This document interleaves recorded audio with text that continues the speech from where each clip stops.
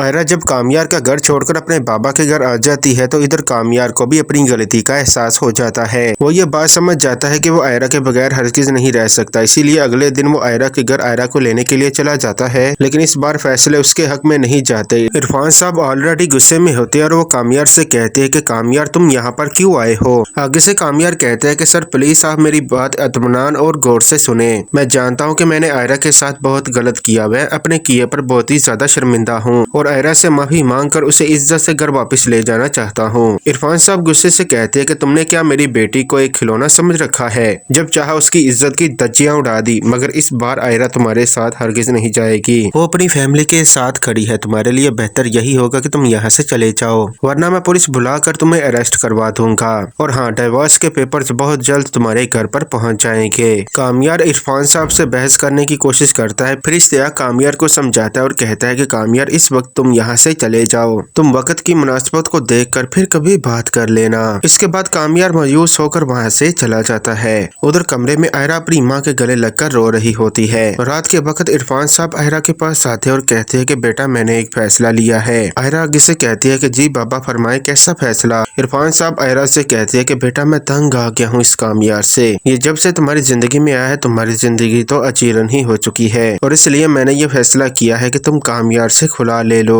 आयरा जब खुला के बारे में बात सुनती है तो वो एकदम से खामोश हो जाती है। फिर वो अपने बाबा से कहती है कि नहीं बाबा, मैं ऐसा हरगिज नहीं चाहती और मैं ये भी नहीं चाहती कि मैं कामयार के साथ घर वापस चली जाऊं, लिहाजा मैंने भी एक फैसला किया है कि मैं पाकिस्तान छोड़कर यूएसए चली जाऊं। इरफान साहब कहते हैं कि ठीक है बेटा, ये तुम्हारी लाइफ है, पहले की तरह अब भी मैं तुम्हारी लाइफ में इंटरफेयर नहीं करूंगा। इधर कामयार फायरिया के साथ ओवर ड्रिंक कर रहा होता है और फायरिया से यही कह रहा होता है कि वो एक बुरा इंसान है, उसके साथ कोई भी लड़की सरवाइव भी नहीं कर सकती। फायरिया कामयार को कहती है कि कामयार तुम खुद को अकेला मत समझो, मैं तुम्हारे साथ हूँ, अगर वो तुम्हें छोड़कर चली भी गई तो मैं तुमसे शादी करूंगी। कामयार कहता है कि अभी इतने भी मेरे बुरे दिन नहीं आए। उधर दूसरी तरफ नाज़रीन आप लोग ये भी देखेंगे कि आयरा अपना सामान पैक कर एयरपोर्ट की तरफ निकल रही होती है और आयरा के फैमिली वाले भी उसके साथ होते हैं। इश्तियाक फर्क से कह रहा होता है कि यह सब कुछ ठीक नहीं हो रहा। ये बात हम दोनों जानते हैं कि कामयार इतना भी बुरा इंसान नहीं है, जिस फेज से वो गुजरा है कोई भी लड़का होता तो ऐसा ही रिएक्ट करता। फलक इश्तियाक से कहती है कि इश्तियाक अब इन बातों का कोई भी फायदा नहीं है और अब हम भी क्या सकते हैं। तो दोस्तों फाइनली आयरा की फैमिली वाले आयरा को एयरपोर्ट पर छोड़कर आ जाते हैं और आयरा अपनी फ्लाइट का इंतजार कर रही होती है। इधर इश्तियाक बड़ी ही चालाकी से कामयार को फोन करता है और उसे बता देता है कि आयरा पाकिस्तान छोड़कर यूएस जा रही है। कामयार जब ये बात सुनता है तो उसके तो पांव तले से ही जमीन निकल जाती है। इश्तियाक कहता है कि कामयार अगर वाकई ही में तुम आयरा से सच्ची मोहब्बत करते हो तो उसे यूएस जाने से रोक लो।